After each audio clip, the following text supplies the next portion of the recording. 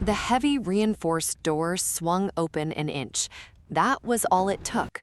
Lee Joon-gi froze mid-stride in the dimly lit hallway. He never hesitated. He never let his guard down. For 4 months, the cold, unyielding shadow of the Lee Syndicate had ruled his Chicago estate with ruthless, silent efficiency. Tailored black suit, crisp white collar, dark tie adjusted with icy precision, his sharp gaze cutting through any room he entered. In that house, order was absolute. No one caught him off guard. Nobody, until he stepped into the vault threshold and saw Andrella. She stood near the ambient glow of the pool area, skin glowing warm and radiant against the dark marble, damp dark curls falling over her shoulder as she instinctively pulled her golden satin slip dress taut. 24 years old, his maid for exactly 120 days. In all that time, she had kept her head down, counting her steps, maintaining a wall of total invisibility while working to save her younger brother. In all that time, Joon-gi had forced himself to look away, never staring longer than a fleeting second, disciplined by the rigid demands of his family's bloodline. But he had tracked every single second. Now, caught in the low light of the unlisted basement vault, her fingers weren't holding a feather duster, they were holding his syndicate's most confidential ledger. Joon-gi's hand instinctively tightened near his suit jacket, his breath hitching as his mind struggled to reconcile the image of his quiet domestic worker with a woman cross-referencing high-stakes mob finances. "Miss Andrella," his voice cut through the damp air, low, flat, and dangerous. "The study, 10 minutes." Across the ocean, a private jet carrying his ruthless matriarch grandmother was already touching down from Seoul, bringing an elite delegation and a high society bride to claim his throne. Andrella clutched the ledger tight against her chest, her dark eyes locking onto his without a single trace of fear. She watched him retreat into the shadows, knowing the secrets she held in her mind were about to change everything. Before starting the story, comment down below where you are watching from and what time it is there. If stories of karma, love, and hidden truths move you, leave a like, subscribe to the channel, and click join to become a member and support our work. 120 days. That was how long Andrella had survived in the suffocating silence of the Lee estate, measuring her existence in neat, invisible increments. Every morning began at precisely 5 o'clock in the dim, subterranean quarters allotted to the staff. She would smooth down her uniform, pull her damp curls back tight, and step into the marble and glass fortress that felt more like a polished mausoleum than a home. Her life was governed by arithmetic: 600 paces to sweep the eastern wing, 45 minutes to sanitize the executive study, $12,000 remaining on her younger brother Elijah's primary hospital invoice, with another $6,000 due before the end of the month for his experimental bone marrow trial. Elijah was only 10, battling a body that betrayed him a little more each day, and Andrella was his only wall against the dark. The high wages at the Lee estate were the only reason he had a bed in that specialized Chicago clinic. So she obeyed the golden rule of the house: be quiet, be thorough, and above all, remain invisible. Invisible was easy when you kept your eyes fixed on the cold hardwood floors, but remaining untouched by the chilling aura of Lee Joon-gi was entirely different. The 35-year-old leader of the Lee Syndicate was a creature of absolute, ruthless discipline. When he walked down the corridors, the air pressure in the house seemed to drop. The staff scattered like autumn leaves before a harsh wind, terrified of making a sound, dropping a tray, or catching the attention of a man who ruled Chicago's underworld with an iron fist. Andrella had learned his patterns down to the second. She knew the heavy, deliberate thud of his Italian leather shoes, the bitter scent of dark espresso that lingered after he left a room, and the sharp, clipped tone he used when speaking low-frequency orders into his encrypted phone. Yet, despite her absolute caution, she felt his presence like a physical weight. For 4 months, she had sensed his dark, penetrating eyes tracking her movements whenever she crossed the grand foyer or cleared a side table, silent, intense, and carefully restrained behind an impenetrable wall of family obligation and elite pride. He never spoke to her beyond brief, cold commands, but the tension hanging between them was an unexploded charge. Andrella forced herself to ignore it. She couldn't afford distractions or danger. She had numbers to calculate, pills for Elijah to afford, and a routine to maintain. But as night fell over the sprawling estate, throwing deep shadows across the marble halls, the quiet order she had meticulously built over 120 days was about to shatter. 9 seconds. That was how long the silence stretched inside the darkened study after Joon-gi closed the heavy oak door. The room was bathed in the faint, cool glow of the Chicago skyline through floor-to-ceiling glass, but the atmosphere was suffocatingly hot. Joon-gi stood motionless, his silhouette broad and intimidating, his dark suit pristine. He locked his intense, piercing eyes onto Andrella, expecting to see the trembling fear of a caught servant. Instead, she stood her ground, her spine straight and her chin lifted, holding his gaze without a single flicker of hesitation. "You have 5 seconds to explain why my maid was inside a restricted vault with a syndicate ledger," Joon-gi said, his voice a low, dangerous rumble that vibrated through the quiet room. He took a slow, deliberate step toward her, the predator closing in on its prey. "In my world, Andrella, curiosity gets people buried beneath the docks." Andrella didn't flinch. She took a quiet, measured breath and met his cold stare directly. "I wasn't being curious, Mr. Lee. I was being practical." Joon-gi paused, a subtle flicker of surprise crossing his stoic features. "Practical?" "Your ledger shows 3 offshore shell accounts routing funds through shell companies in Seoul. Account 409 had a $400,000 discrepancy in the third quarter. A systemic error that size means your payroll accounts will freeze by midnight on the 15th. I have a 10-year-old brother in a pediatric ICU who relies on my direct deposit to keep his life support running. I don't care about your Mafia business, Mr. Lee. I care about making sure my paycheck doesn't bounce." Joon-gi's breath caught in his throat. For months, he had categorized her as just another quiet element of his estate, a soft, captivating presence he forced himself to ignore to satisfy his family's rigid expectations. But standing in the dark, watching her dissect high-level syndicate accounting with effortless, fearless precision, the illusion vanished completely. She wasn't just a maid trying to survive. She possessed a brilliant, razor-sharp mind, an unshakable will, and a fierce love for her family that mirrored his unyielding discipline.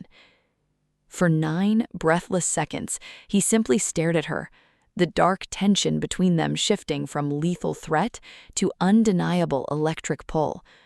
In the shadows of his study, the ruthless mob boss didn't see a servant anymore. He saw an absolute equal. "Your brother's name," Joon-gi demanded softly, his voice losing its icy edge, replaced by a strange, dangerous fascination. "Elijah," she answered, her voice unwavering.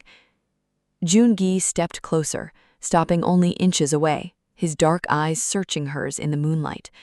Before he could speak another word, the sharp chime of his encrypted phone shattered the heavy silence. A text flashed across the glowing screen. "The matriarch has landed in Chicago." The heavy mahogany doors of the Lee estate burst open as a cold wind swept into the grand foyer, carrying with it the formidable presence of the sole matriarch. Madam Lee stepped across the threshold like an absolute monarch entering a conquered territory.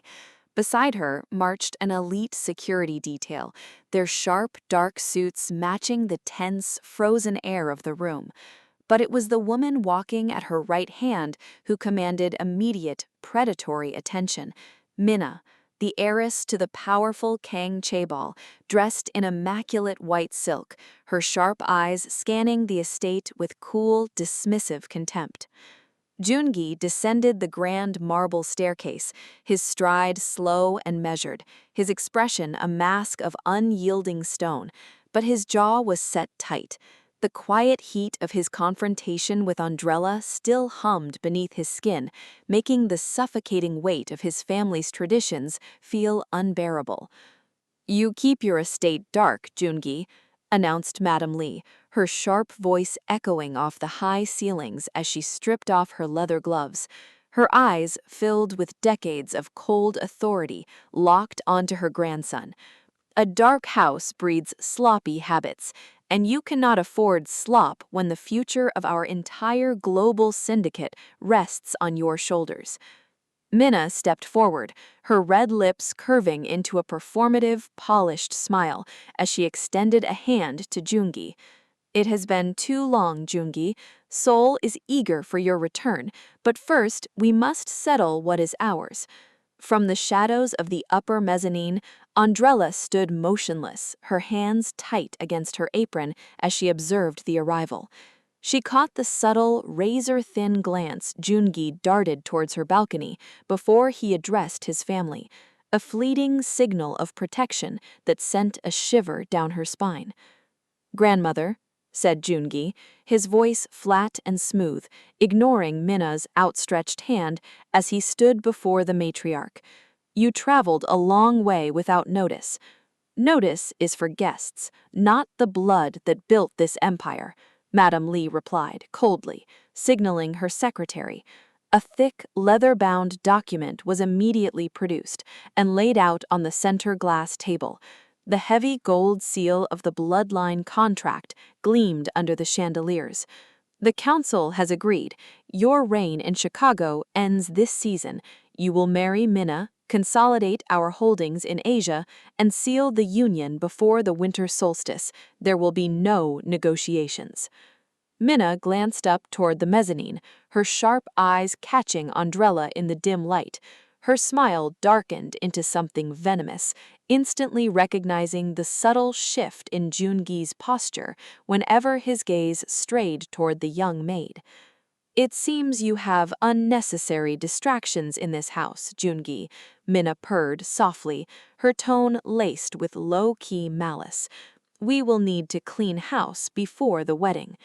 Joon-gi stepped directly between Minna and the stairs, his dark eyes flashing with a sudden, lethal intensity that made even his grandmother pause. "Touch anything in this house without my permission, Minna, and the contract burns before midnight."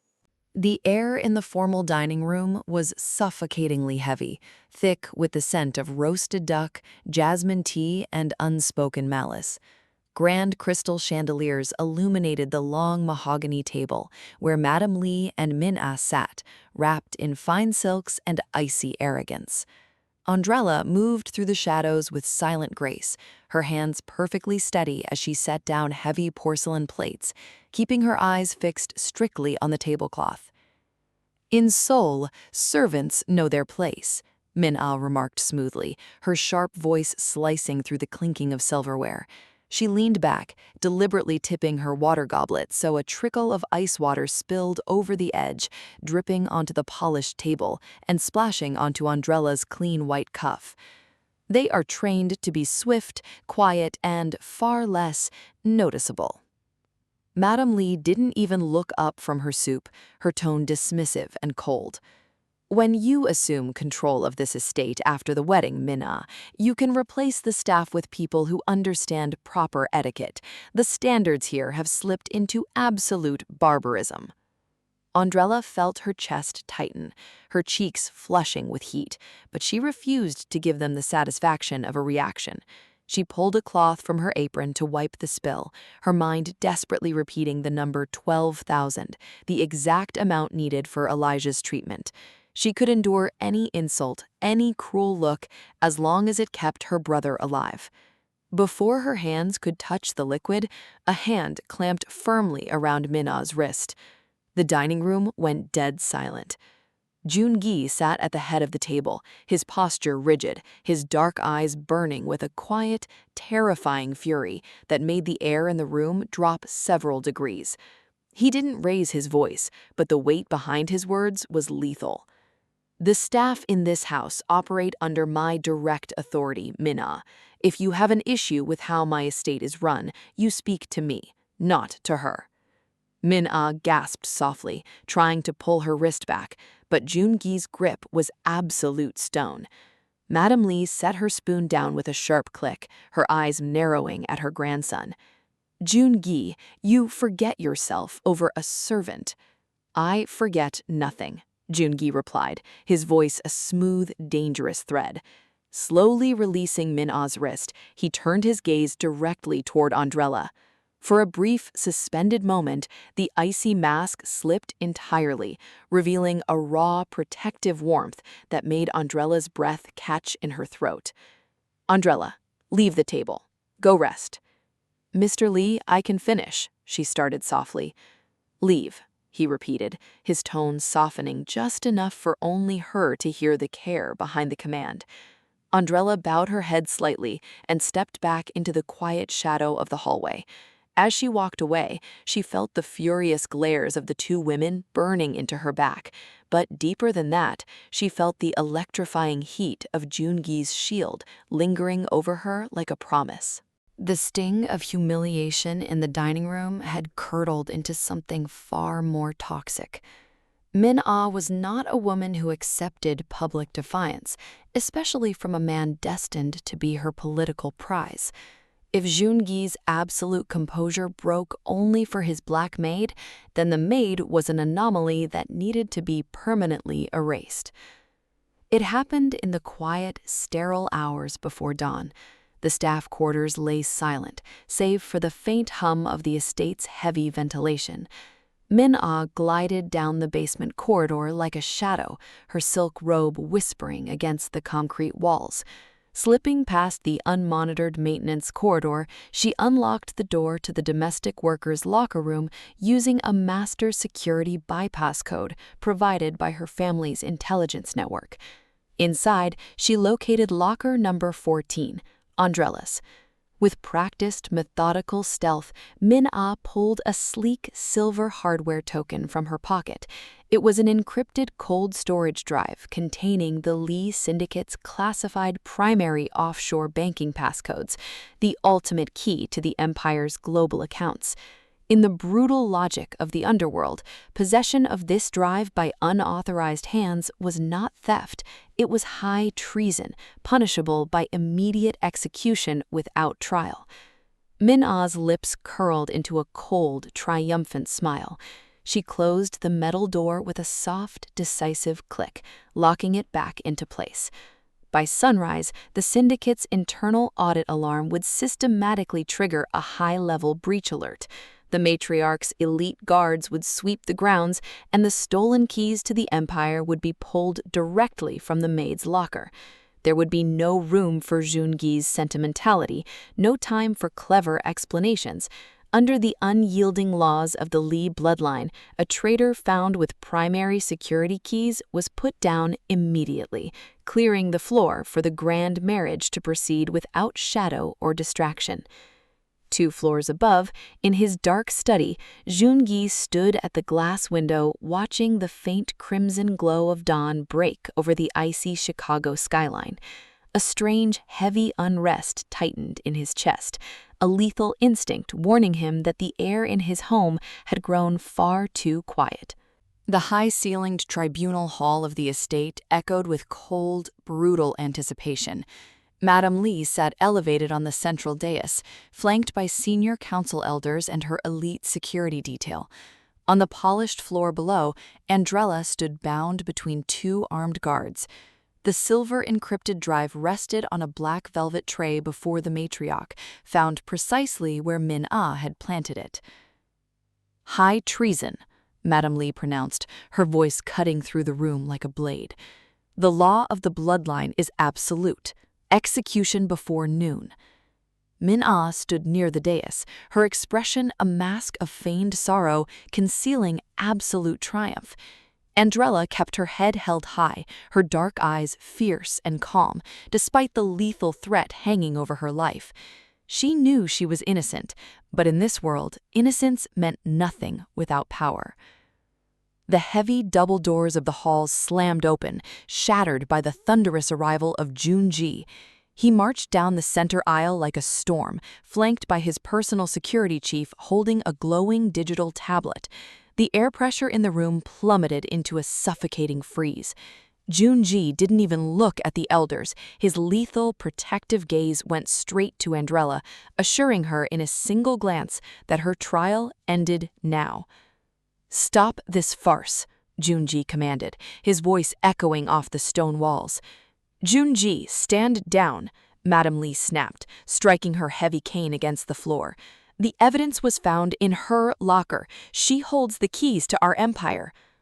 "She holds nothing," Joon-gi cold stated, motioning to the tablet. A massive projection illuminated the wall above the tribunal, displaying high-definition night vision logs.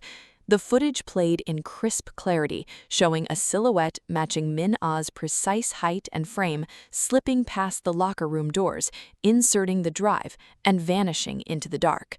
The digital signature on the bypass code belongs directly to the Kong Chaebol security clearance, Joon-gi declared, turning his lethal gaze onto Min-ah, whose face drained of all color. Min-ah planted the drive to murder an innocent woman and force a political union. Gasping whispers rippled through the council elders. Madame Lee's jaw tightened in furious embarrassment as Min-ah stumbled back, unable to speak. "The marriage contract is void. Min-ah and her delegation are banished from Chicago immediately," Joon-gi barked, his voice leaving zero room for argument.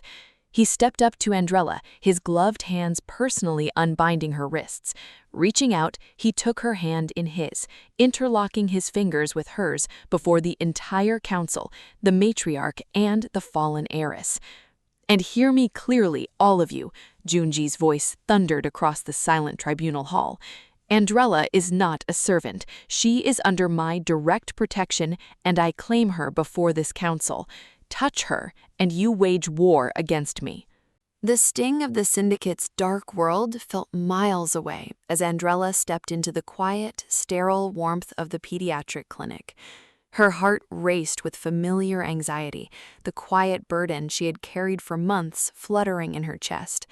For 120 days, every step, every indignity, every carefully calculated ledger number had been for Elijah.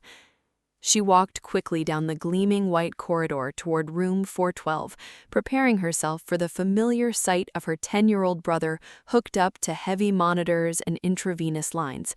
But when she pushed the glass door open, the sight before her made her freeze in the doorway. Elijah was not in bed. He was standing near the window, laughing as he tossed a foam basketball toward a small hoop, his skin glowing with color, his movements full of wild, energetic life.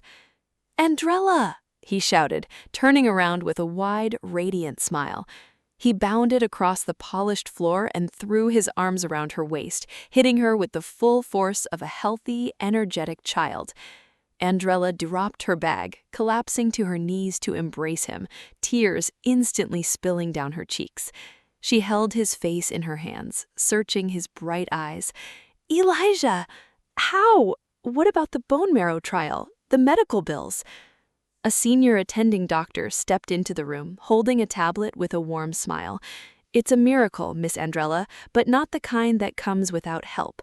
Elijah completed his final cellular infusion 3 weeks ago. His blood counts are completely restored. He's in total remission." Andrella stood up, her head spinning. "The specialized treatment, it was over $12,000 a month. I haven't paid the 3rd installment yet." "The entire treatment protocol was cleared months ago," the doctor interrupted gently, turning the screen toward her. "An anonymous wire transfer covered the entire $200,000 experimental trial back in your first week of employment at the estate, paid in full, with a permanent medical trust established in Elijah's name." Andrella stared at the screen. The date of the transaction matched the exact day she had first walked into the Lee estate. Below the anonymous trust stamp, a single hidden account authorization code was recorded in the digital ledger, the precise, flawless accounting sequence she had memorized in Joon-gi's vault. A sharp gasp caught in her throat. He hadn't shielded her just because she was a brilliant mind in his study. He hadn't kept his dark, intense gaze on her for 4 months out of mere desire or cold authority. Long before she had ever looked into his eyes, long before she had stumbled into his secret room, Joon-gi had taken the crushing weight off her shoulders, without taking credit, without making a demand, and without asking for a single thing in return. Holding Elijah close against her heart, Andrella looked out the clinic window at the Chicago skyline, the tear-stained smile on her face finally breaking the cold shadow of her past.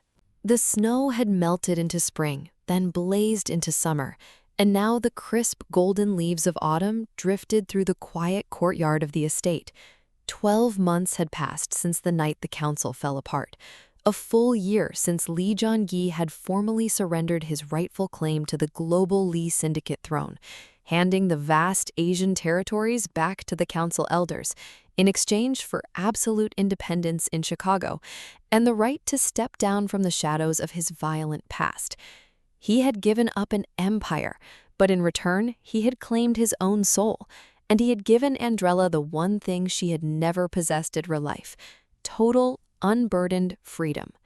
For 365 days, there were no ledgers for her to double-check to keep her brother alive, no debts hanging over her head, no strict uniform, no sweeping of grand marble halls, and no power imbalance dictating their every glance. Joon-gi had set up a beautiful home for her and Elijah in the city, covering every expense while keeping a respectful, deliberate distance.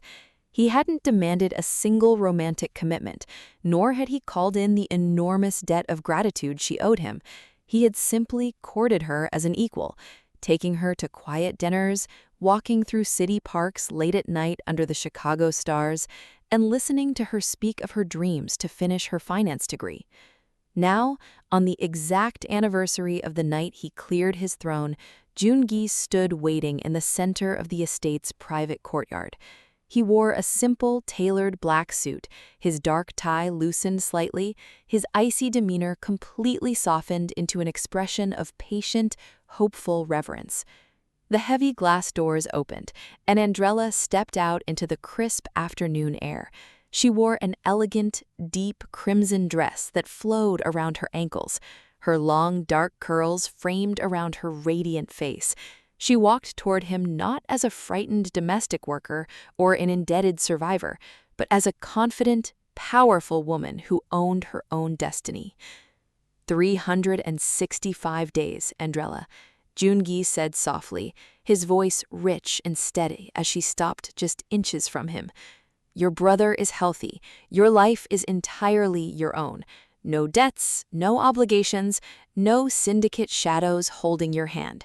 He reached out slowly, resting his fingertips gently against her cheek, his icy dark eyes vulnerable for the first time in his life. I gave up the world back then so I could stand before you as just a man. Now I have to ask, when you look at me without any debts between us, do you still choose me? Andrella smiled, tears of pure joy glistening in her eyes as she leaned her face firmly into his touch. I didn't need a year to figure that out, Joon-gi, she whispered softly. I chose you the moment you fought for me, but having the freedom to say it now makes it absolute. Joon-gi's breath caught in his chest as Andrella's words settled between them in the quiet warmth of the courtyard. Without a word, he reached into his breast pocket and withdrew a small velvet box. Inside lay an exquisite ring, a brilliant, deep pigeon blood ruby set in platinum, radiating the fierce, unyielding spirit of the woman standing before him. Not a traditional syndicate diamond, Joon-gi whispered, his voice thick with emotion, as he slipped the heavy band onto her finger. A symbol of power, passion, and an absolute partnership. Andrella looked down at the gleaming ring, then up into his dark eyes, pulling him close as their lips met in a deep, desperate kiss that sealed a year of waiting, longing, and quiet devotion. The sudden sound of sharp applause echoed across the stone courtyard. Andrella and Joon-gi turned to see Madame Lee stepping onto the terrace. The formidable matriarch was alone, without her usual army of guards or icy arrogance. She walked slowly toward them, her keen, experienced eyes scanning the couple. For the first time, her expression held no hostility, only the quiet, profound respect of a leader who recognized true strength. "You traded a global empire for this city, Joon-gi," Madam Lee spoke, her voice surprisingly soft yet steady. "I thought it was madness, but seeing the woman you chose, a woman who outsmarted our rivals, protected her bloodline, and forced my grandson to become a true leader, I see I was wrong." She turned directly to Andrella, bowing her head in a rare, monumental gesture of defeat and acceptance. "Welcome to the family, Andrella. The Lee bloodline is stronger with you in it." Before Andrella could speak, a deafening explosion shattered the peace of the afternoon, shaking the very foundation of the estate. Plumes of black smoke rose over the perimeter wall as alarm sirens wailed through the courtyard. Automatic gunfire echoed in the distance, a rival faction striking at the Syndicate's Chicago core now that the global alliance with the Kang family was severed. Joon-gi immediately shifted, his body moving instinctively to shield Andrella, his hand reaching for the concealed firearm beneath his jacket. "Get inside with my grandmother," he commanded, his eyes darkening into the lethal commander he had once been. "No," Andrella declared firmly, her voice ringing out like steel. She didn't retreat, nor did she flinch from the sound of violence. She reached into her handbag, unholstering a sleek, compact sidearm Joon-gi had trained her to use, holding it with absolute, steady confidence. The ruby on her finger caught the sunlight, flashing red against the smoke. Joon-gi looked at his wife, a proud, lethal smile breaking across his sharp features. Side by side, weapons raised, the former mob boss and his brilliant queen turned to face the storm together. And just like that, Andrella and Joon-gi proved that when true equals stand side by side, no syndicate, rival, or shadow can break them. Thank you so much for watching. If this story of fearless love, ultimate payback, and unbreakable loyalty moved you today, don't leave without hitting that like button and subscribing to the channel for more powerful stories just like this one. Now I want to hear from you. Drop a comment down below letting us know where in the world you are watching from and what time it is right now where you are. Also, tell us, what was your favorite moment of Andrella and Joon-gi's journey? Click that notification bell so you never miss an episode. And if you want to help us create even more amazing content, hit join to become an official channel member today. Until next time, stay safe, keep fighting for what's yours, and we'll see you in the next story.